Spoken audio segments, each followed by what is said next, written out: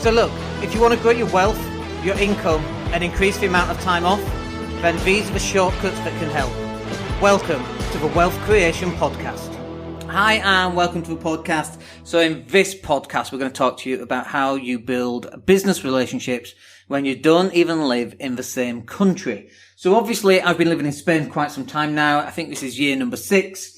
And for the first 4 years or so, I used to fly over every 2 weeks to go see the kids, and then that stopped. But I used to be able to get some face-to-face time with clients, potential clients, people who wanted to meet me and that kind of thing. But as I, in the last 2 years, have travelled far less than I used to, my visits to the UK are few and far between. So how do you build business relationships when you don't live in the same country? So there's a couple of things that I'm going to run through here that you can implement in your business. And you might be wondering, well, I do live in the UK, so why do I need to listen to this? And the reason is that if you live in, let's just say Leeds, because that's where I'm from, and, you know, a proportion of your clients are in Birmingham, London, Manchester, Glasgow, Hartlepool, Sheffield, wherever, Cornwall, wherever that happens to be, there's only so much work that you can actually do in building relationships anyway. And how do you build relationships? You can go to networking events. That's one way, I suppose. But how many people are you really going to speak to at a networking event? Most people are pretty inefficient at that. And also you can only speak one-on-one at a networking event unless you have a person on stage. And I'd always highly recommend that. And that's definitely something that impacted my business when I could no longer stand on stage and talk. So what have I done to replace some of those methods that I used to use? So the first one, obviously, is what you're listening to right now, a podcast. And I use podcasts all the time for all sorts of different things. Either it's for building a brand message, it's for showing authority, display of expertise on a particular subject matter. Sometimes it's for, for interviewing other people. So I then get an introduction to their audience too, because invariably they share it as well.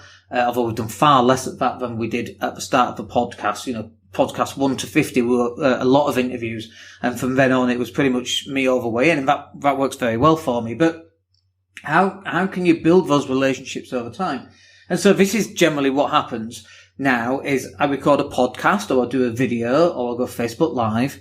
And then people can tap into that or not. They can ignore it. If that's what they choose, they can go back to it at a later point and they can listen to my podcasts in the car. Whereas they might not pick up the phone and speak to me one-on-one in the car. So what tends to happen, and if you're listening to this in the car right now, then this is a perfect example, or you might be on a treadmill, or you might be just putting breakfast on for the kids and you're listening to my voice. Welcome, kids. Thank you for listening.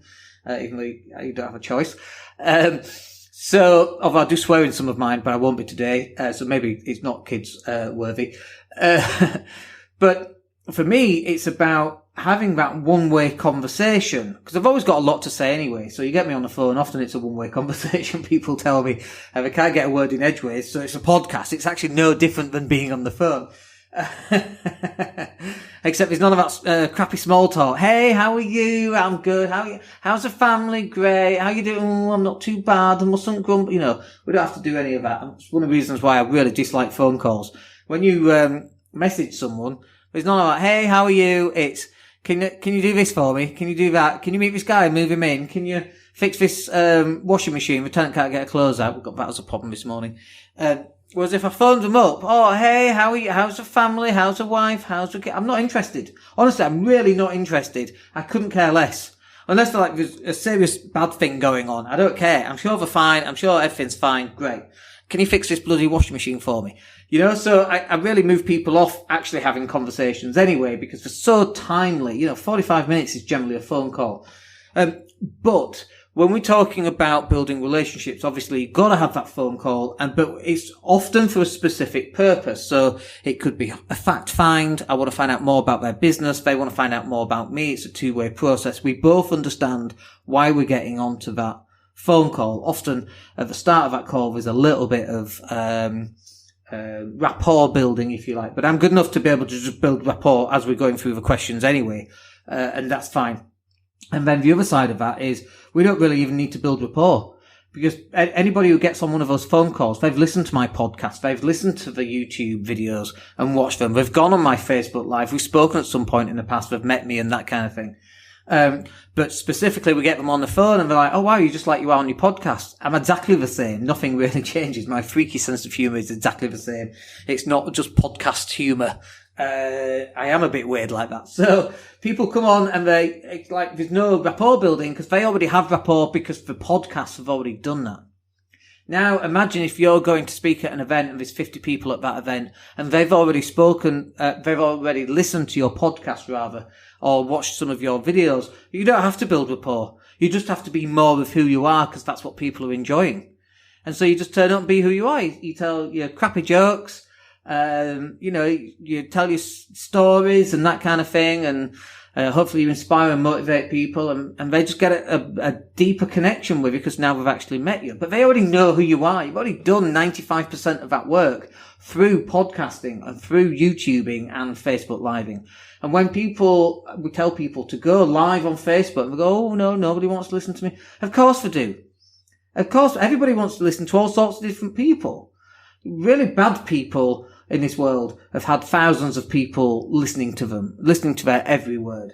Look at Brexit. Just take an example of Brexit, and you've got two sides, the good side and the not so good side. And look how many people listen to the not so good side and the Muppets that are spouting their racist trash that comes out there. Just look at that and look at how many people they inspire and motivate. It's amazing. So when you say, oh no, nobody wants to listen to me, I'm very pretty sure that they absolutely do.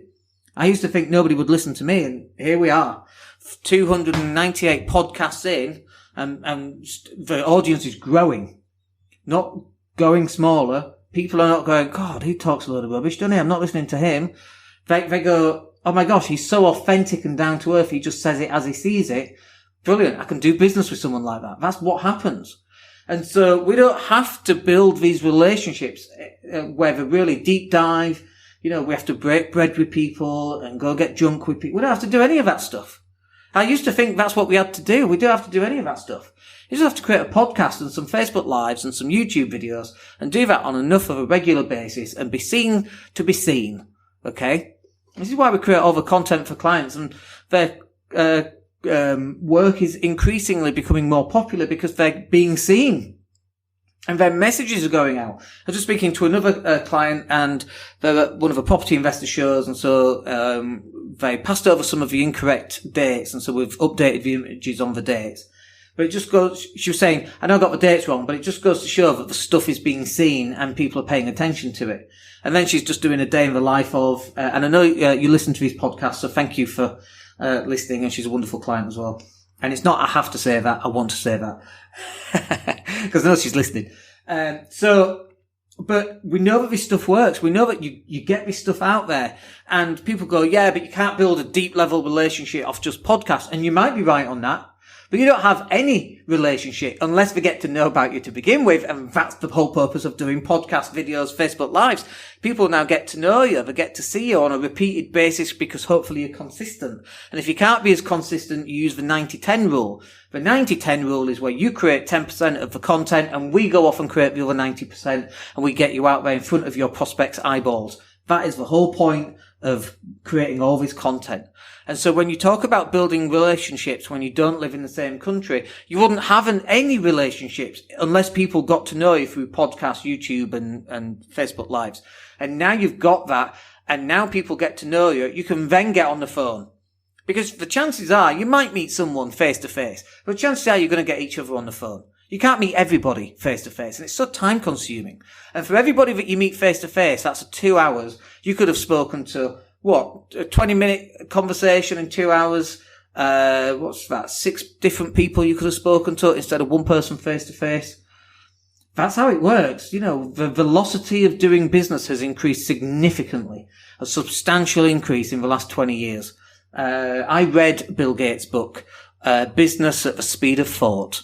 Who would have guessed that book would have been so goddamn useful? And I got it for free at a Microsoft event. Can you believe it? But that is the world in which we live in. Oh, can I meet you for coffee? Why? Well, I just want to get to know you. What? Have you listened to my podcast? Yeah. What aspect of me do you not get? I'll do a podcast about it for you. And then 20 1,000 other people can listen to that as well, and they can get to know me too. What aspect was it about me specifically that you're not quite sure that I've not shared? Well, no, not that. I just want to get to know you. Okay, great. Let's jump on a call. What is it specifically that you want to talk about? I'm very specific on that. We took on a coaching client once, and they're like, can I have your phone number? And I'm like, why do you want my phone number? Well, just to speak to you. Yeah, great. Let's book an appointment, and then we'll speak on Skype. Well, no, I just want your phone number. And basically what they really said was, they're just going to send me text messages and phone me at 10 o'clock at night when something pops in their head that just can't wait until our next call. It's like, no, that's not how it works, dude. You need to write that shit down, and then, that was a swear word, sorry. You need to write that stuff down, and in our next phone call, we'll go through it step by step. Oh. And they didn't sign up. And that's totally fine by me, because that's not the way in which you run business. And just because they didn't understand how an efficient business works doesn't mean that I should be lowering my standard. That's also not to say that if you want to get on the phone, we can't have a conversation. But I want to know, what is the conversation about before we get on a call? My time's really important, and your time's really important. My time's so important, I wouldn't let a random person is somebody who I have no idea about. Well, can I just phone you? About what? What do you want to talk to me about? Well, you find out when we get on the call. Well, we won't, because we won't get on the call. Okay, fine. It's an opportunity in network marketing I think you should be involved with. Yeah, no, thank you. But we don't do that. Great. I just now saved 25 minutes of my life not speaking to someone about network marketing. And they might be offended, and that's okay. It's all right to offend people. But I just saved myself that time. And then, yeah, can we get you on the call? Sure. What about digital marketing? I think we've got a problem and we need to find a way to get our message out to many more people. Of course we can. When would you like to book that in? Such a different phone call. Now 45 minutes to sign up. Perfect. That's a £5,000 a year client now signed up. And that's the difference. And so this is how you build relationships when you don't live in the same country. I just want to be your friend. Hello, stalker. We might turn into friends eventually, but that's not how it works. We might turn into, I'm off to the NAC in November. Let's meet up there. Got networking at that event. Oh, okay. Yeah, that's cool. So, hopefully you can understand. Again, we're just back to content. All of this is about creating content. All of this is about how you create business relationships without living in the UK. And it's all about building content. That's why we did it. It's one of the biggest things that I realized when I could no longer stand on stage is I had to create a new stage. And the new stage was podcasts, Facebook Lives and YouTube. And I don't even go Facebook Live as much as I should be doing right now. It's definitely something that needs to happen at least twice a week. And hopefully that will happen. But look, I hope that's useful for you. I hope that gives you some insights into what you can do even though you live in the UK. It's all totally relevant because there's no way you're going to be able to speak to everybody. But you create a podcast, you create some videos, you start sharing that stuff. The people who will see it and want to speak to you, they'll then pick up the phone and make contact with you. All right, I hope that's useful for you. We'll catch up with you in the next podcast. Take care. Hey, it's Dan here. Thank you for listening. Really appreciate each and every one of you. Please click like or subscribe to the entire podcast.